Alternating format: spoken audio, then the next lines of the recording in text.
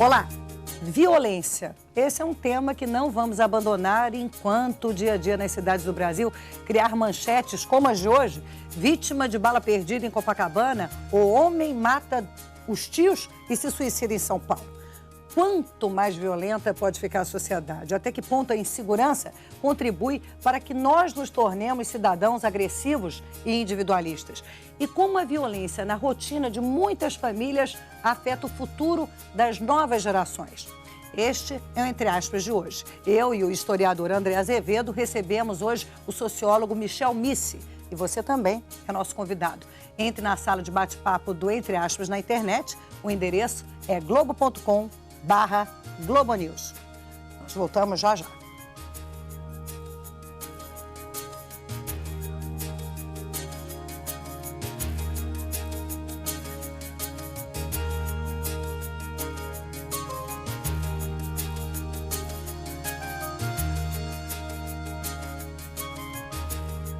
Globo News 10 anos. Agora em livro, a história do primeiro canal de jornalismo do Brasil. Habemos papam.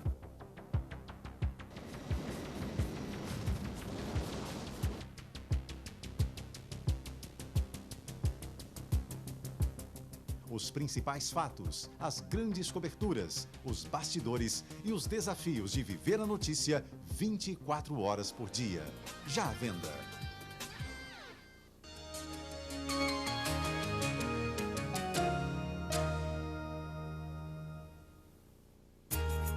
Violência gera mais violência. Isso já foi atestado em várias pesquisas, inclusive numa da Universidade de Harvard, nos Estados Unidos. Um estudo feito com 1.500 adolescentes de Chicago mostrou que jovens que foram vítimas ou presenciaram crimes com armas de fogo têm 2 vezes mais chances de apresentar um comportamento agressivo. Eu estou aqui com o historiador André Azevedo e com o sociólogo Michel Missi.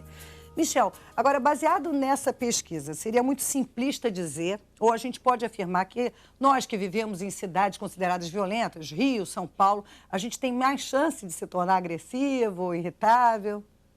Irritável, sim. O modo de vida urbano das grandes aglomerações certamente tem influência sobre o comportamento. Agora, são muito complexos os fatores que atuam no comportamento de cada indivíduo. E fica muito difícil você isolar um fator desse e achar que ele pode explicar suficientemente a tendência à agressividade. Eu acho que trata-se exatamente de uma área extremamente complexa. Delicada, né? Delicada. Agora, essa violência já está na nossa história, né, André? Já vem, como você disse antes, comigo no DNA do Brasil. É verdade. A violência, Maria, na minha opinião, no Brasil, está muito ligada ao que é a história do país, né? A história do país é a história de uma sociedade escravista, né? Que é uma sociedade em que você tem uma elite muito pequena fazendo as regras, impondo essas regras para a grande maioria. O que acontece? Essa elite, ela tende, né, como formadora dessas regras, a se perceber como uma elite que é capaz de burlá-la. Ou seja, se fui eu que fiz as regras, essas regras servem para todos, mas não servem para mim, de modo que eu posso violar essa regra. E violência no Brasil, na minha opinião, está muito ligada à ideia de violação. Quer dizer, o próprio radical latino, vis, serve tanto para violência como para a ideia de violação. Então, violência no Brasil é violar regras, é a ausência de regras bem instituídas entre os agentes sociais. Agora, a gente vê que a violência, né, não é só o tiro, o assassino, a favela, o problema social. Tem aquela violência que explode, né, na briga de trânsito, como a gente dizia há pouco, no bar, no momento de descontrole. Vamos ver o que disseram os nossos internautas no fórum mais cedo no chat do Entre Aspas. No mundo e frustrações no trabalho, na escola, em casa, uma hora a gente acaba descarregando. Estamos mais intolerantes. É a opinião da Sueli. Em mais uma opinião de internauta, a vida de hoje é muito competitiva e a correria é grande. Acabamos perdendo a cabeça por motivos banais no trânsito ou em casa. É a opinião da Paula, que mora em São Paulo. O John Lennon dizia, né, que a frustração e a insegurança levam à violência. O que você acha, Miss? Bom, a frustração é certamente um desses fatores. Mas é preciso também verificar que nunca a sociedade humana foi tão pacífica quanto na sociedade moderna, e na sociedade urbana moderna.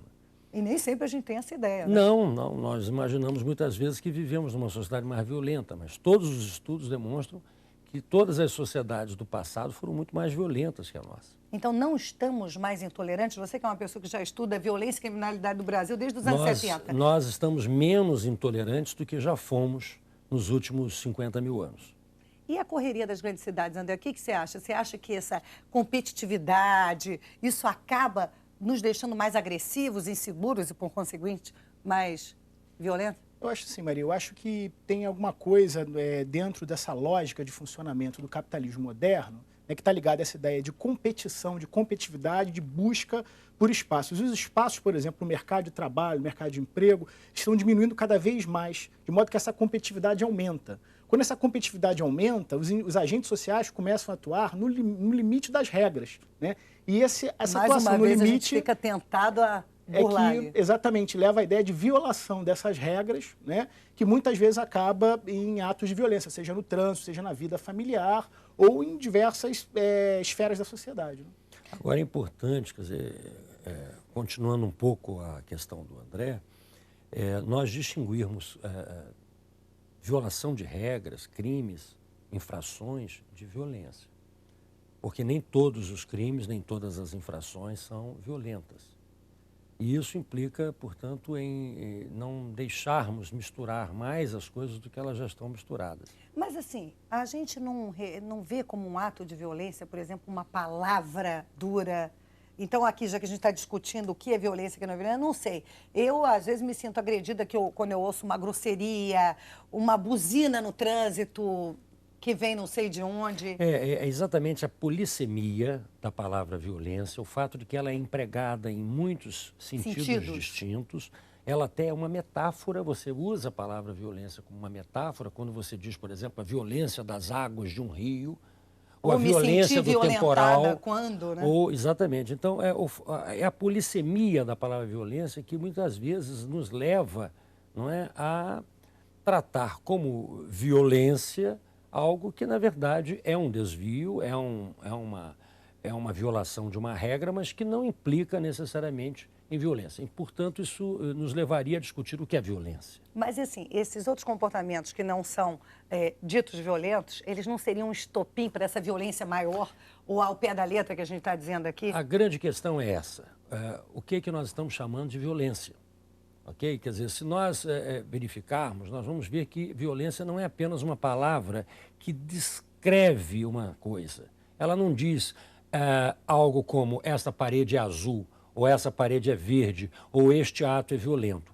Ela diz isso, mas ela diz mais do que isso. Quando eu digo de algo que algo é violento, eu já estou tomando posição e eu já estou pedindo uma reação àquele algo. Então, eu estou dizendo algo como feche a porta, e não apenas a porta é azul.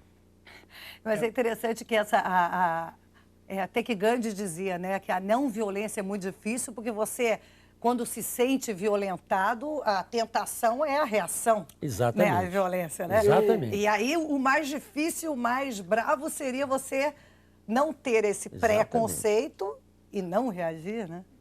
Eu acho que, quer dizer, essa discussão que o Michel está trazendo aqui é uma discussão muito rica e muito interessante, porque, para mim, a ideia de violência está ligada à ideia de agressão, né?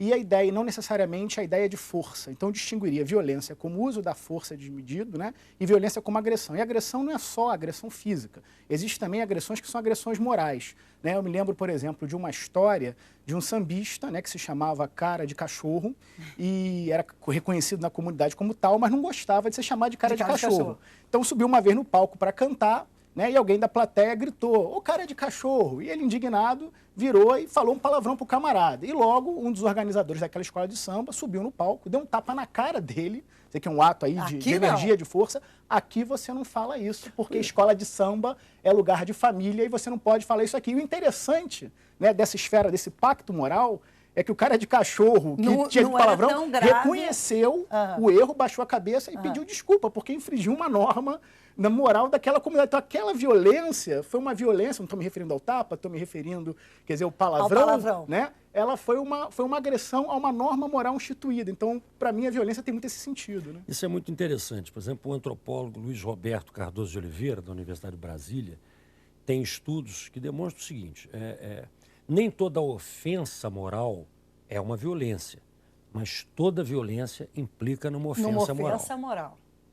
Vamos ver o que estão dizendo nossos internautas agora, Michel. Magno Mendes, do Paraná. Acho que a violência, mais do que gerar violência, acaba gerando medo. Nada pior do que não se sentir seguro ao ficar parado em um sinal ao sair de casa. Isso os internautas falaram muito hoje.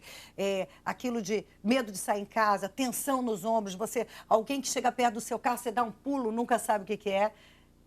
A violência gera muito medo, né? Essas notícias que a gente ouve. Agora, eu queria perguntar uma coisa para vocês. Os números da violência contra a mulher são muito grandes no Brasil. Nem sempre elas têm coragem de denunciar, às vezes por vergonha, às vezes por medo de represália. A gente lembra o caso da mulher que ficou refém do ex-marido no ônibus, em novembro, e ela ficou muito indignada porque as pessoas que estavam dentro do ônibus, os homens que estavam dentro do ônibus, eles ficavam repetindo frases machistas, falavam para o agressor. Deixa disso, a gente está com algumas imagens do ônibus que ficou aí parado por horas por conta desse sequestro. Deixa disso, mulher é assim mesmo, não liga não. Ela que já tinha sido agredida em casa, já tinha denunciado.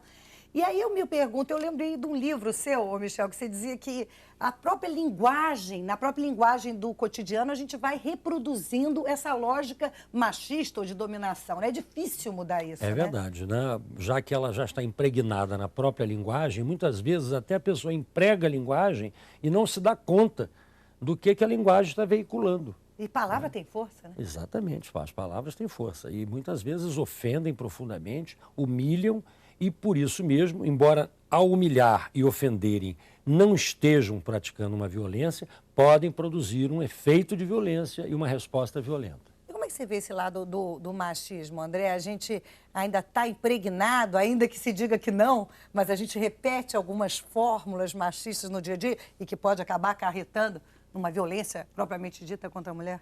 Olha, Maria, eu acho que sim, né? Até como historiador, quer dizer, a historiografia fala muito do Brasil como sociedade patriarcal, né? A mulher como mais um cabedal, né? Entre vários outros cabedais, entre várias outras posses e propriedades do senhor de engenho, né? Inclusive tem dados aqui no Brasil que falam que aproximadamente 1/3 de todas as mulheres já sofreram algum tipo de abuso sexual na infância, né?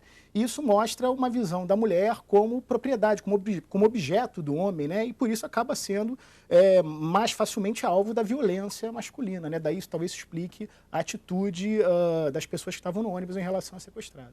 Agora a gente tem muitos preconceitos, né, com relação à violência urbana. Você mesmo dizia no começo do programa que somos menos intolerantes, mas parecemos mais intolerantes que no passado.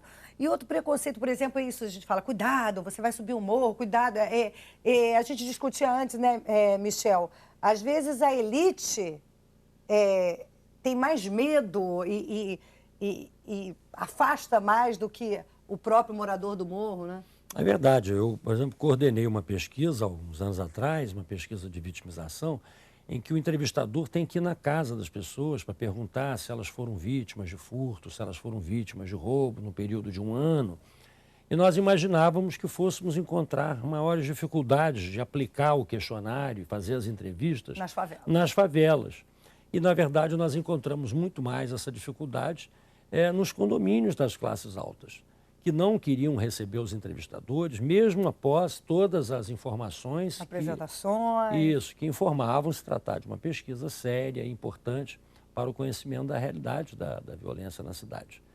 É impressionante esse enclausuramento da elite nela mesma, não é? Que não é apenas um enclausuramento em relação ao medo da violência, mas é também um enclausuramento social.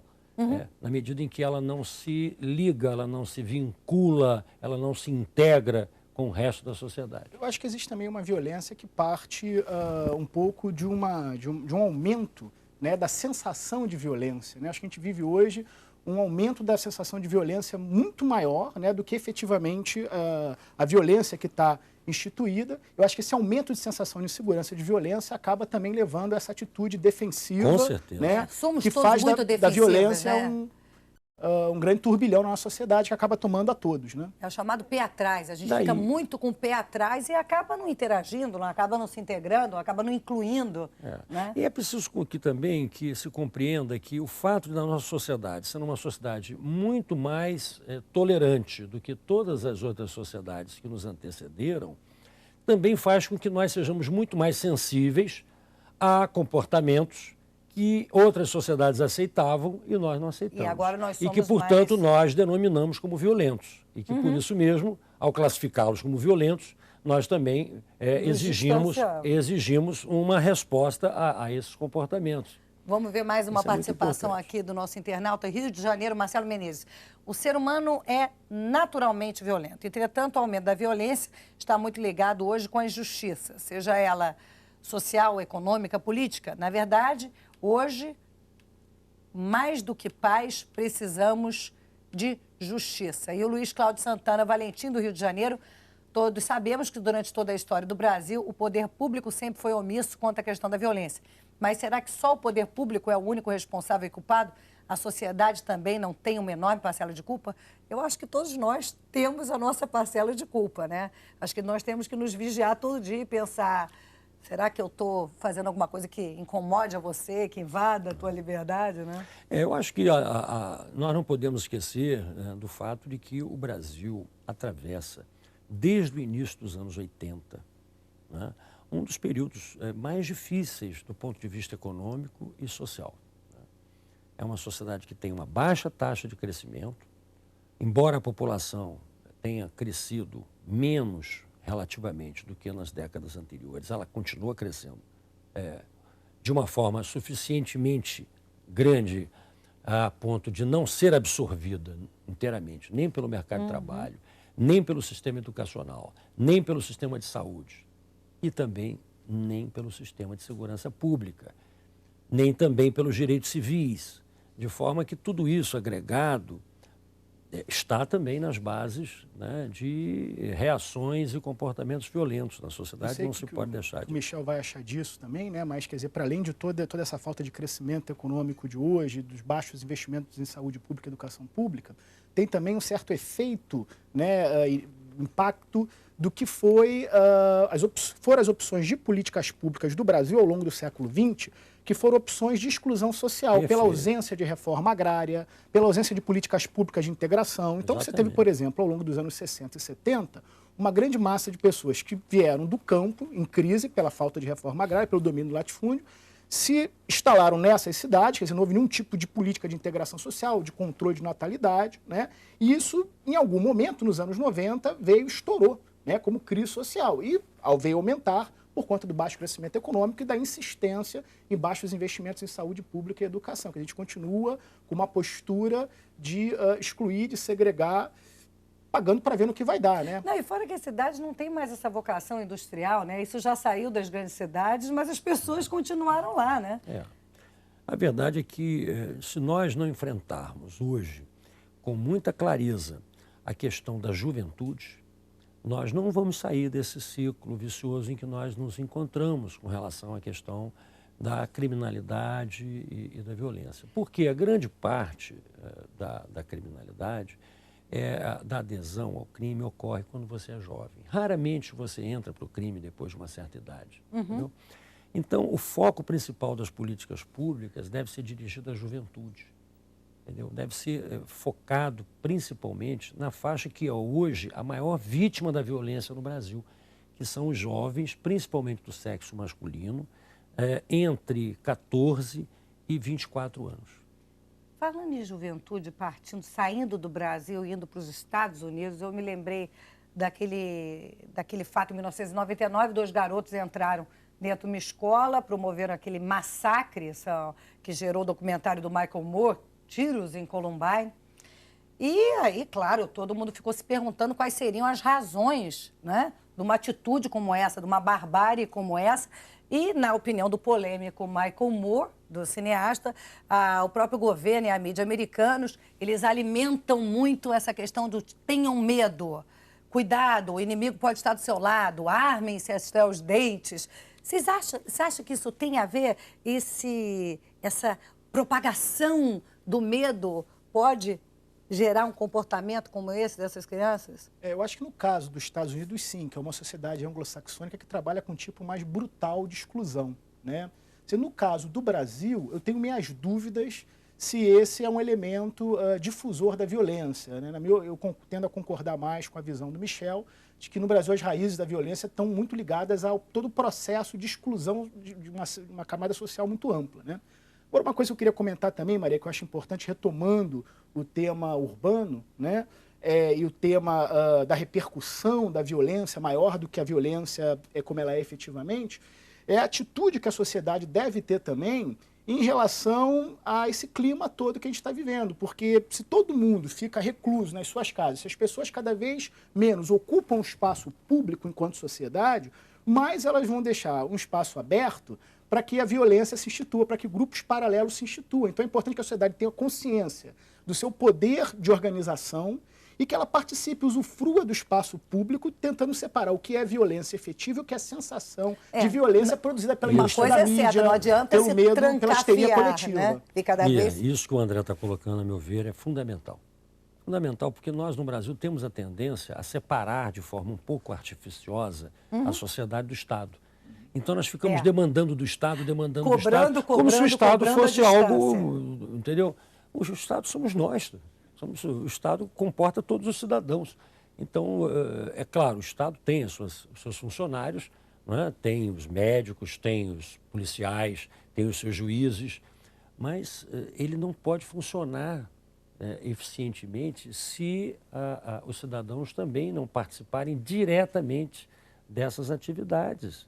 Então, fica muito difícil, por exemplo, você condenar alguém se ninguém quer ser testemunha. Todo mundo tem medo de depor, mas todo mundo tem medo porque o envolver. custo é muito alto, porque o processo penal brasileiro faz com que você tenha que prestar depoimentos muitas vezes. Isso é...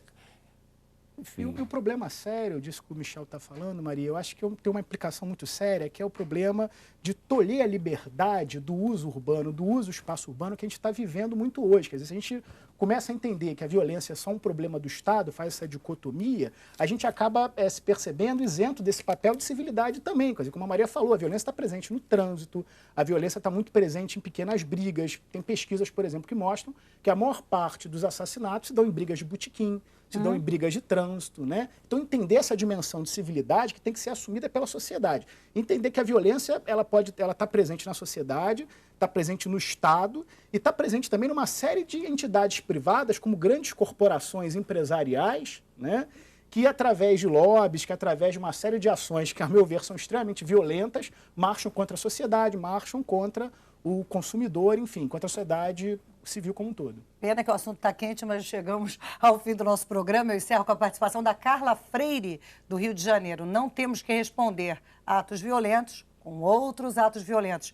Precisamos ser mais tolerantes. Já dizia Sartre, né, que qualquer tipo de violência, não importa como ela se manifeste, é sempre uma derrota. E a gente quer sair ganhando nessa luta. Muito obrigada, Michel, pela sua participação. Obrigadíssima mais uma vez, André, pela sua participação aqui com a gente. E você que está em casa, claro, aquele agradecimento especial à sua participação pela internet, pelo nosso fórum, sempre aqui com a gente. E eu espero vocês na próxima quinta-feira para mais um, entre aspas, até lá.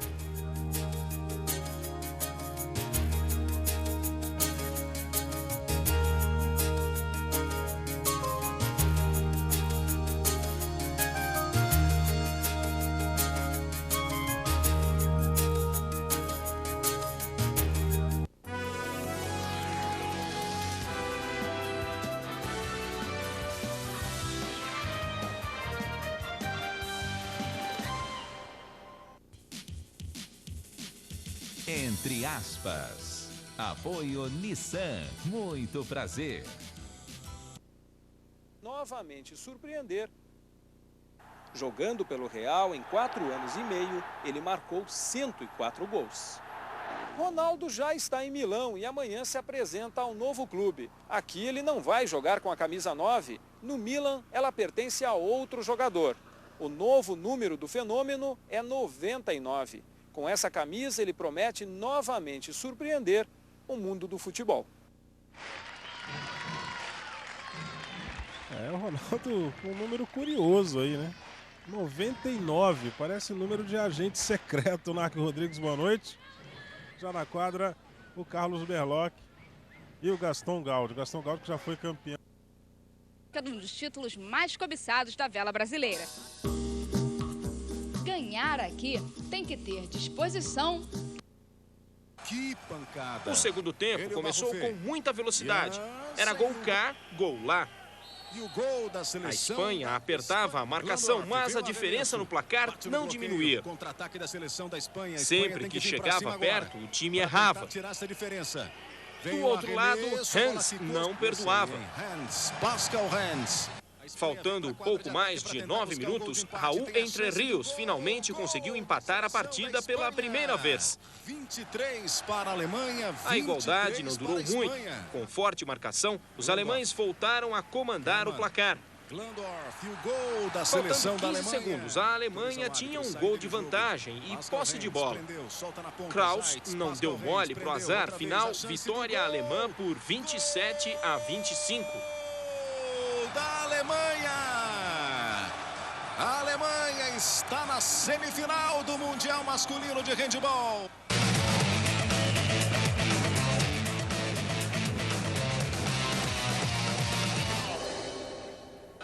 Na sequência, a Croácia encarou a França. As duas equipes começaram cadenciando a partida e tocando a bola. Os atacantes estavam perdendo a disputa com os goleiros e o placar se mantinha baixo. Tão baixo que a Croácia chegou a ficar mais de 5 minutos sem marcar. Na metade do período, apenas 9 gols haviam sido anotados. Aos poucos, a França foi se soltando e abrindo vantagem. No final do primeiro tempo, a França ainda marcou mais uma vez e foi para os vestiários com um gol de vantagem. O segundo tempo começou do mesmo modo que o primeiro, com destaque para os goleiros, Omayer da França e Alilovic da Croácia. Depois de mais de 40 minutos de jogo, os ataques começaram a funcionar, principalmente com tiros de longe.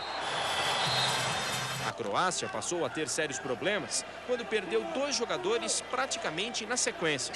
Primeiro foi Balic, que fez uma falta e foi excluído por 2 minutos. Depois foi a vez de Dominikovic cometer essa agressão e ser expulso. A França se aproveitou e abriu a maior vantagem do jogo. E quando precisou, Omayer estava lá. No final do jogo, os gauleses deixaram o relógio correr e partiram para o abraço. Final, 21-18 e vaga na semifinal contra a Alemanha.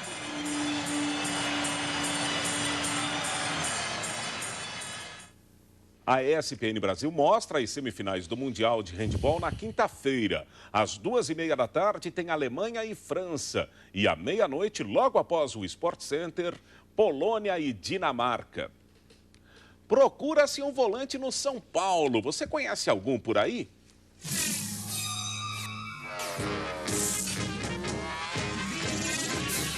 Nenhum torcedor do mundo conseguiria esquecer dele rápido. Nenhum treinador deixaria de lamentar sua saída. Mas... é assim que funciona. A gente tem que valorizar o que nós temos aqui e não ficar lamentando nem chorando. Tem que trabalhar. Alguém viu algum volante pelo pedaço? Tá chegando ali, ó. Só se for o Josué, o único à disposição do técnico. O dia em que ele não puder jogar... aí eu teria que pôr um zagueiro ou um outro volante também, que não tem também, então rir para não chorar ainda mais. Fábio Santos do Cruzeiro seria uma opção interessante. Ele preferiu fechar com o Lyon. Ibson, ex-Flamengo, atualmente no Porto, também foi tentado. Também sem sucesso. Pior é que um ajuda, mas não resolve. Não, precisa de uns 2. Um só é pouco, né? O mercado, além de inflacionado, está restrito. Muricy aceita sugestões. Um site de torcedores são paulinos fez uma pesquisa. Em vez de onde está o Oli, onde está o volante? Tem gente que se lembra do Flávio Conceição, do Kleberson, Tinga, Magrão, Fábio Rockenbach, Maldonado e Renato. Que tal o Lucas, hein? E o Gerrard, o Mascherano? Para os mais brutos, Gattuso. E o que se acha de Rogério Ceni de volante e Bosco no gol? Entre os nomes citados, apareceram Ramalho e Renan, 2 volantes que estavam na mão. O Ramalho é difícil, né? Porque o Ramalho, o Santo André complicou as negociações. Não deu para ficar. O Renan, o São Paulo tinha um compromisso com o Cruzeiro, né? Pelo Maurinho, e aí teve que... Então é isso. O Muricy adoraria ter a chance de escolher alguém para a posição no Expressinho, que no momento excursiona pela Índia. Adoraria puxar alguém do time júnior, vice-campeão da Copa São Paulo. Adoraria que essas opções realmente existissem. Na Índia não estão jogando nem com volante, porque também não tem. Na Copinha, são garotos, né? São 18 anos, a gente precisa saber como é que ele vai se portar aqui. Não pode se empolgar.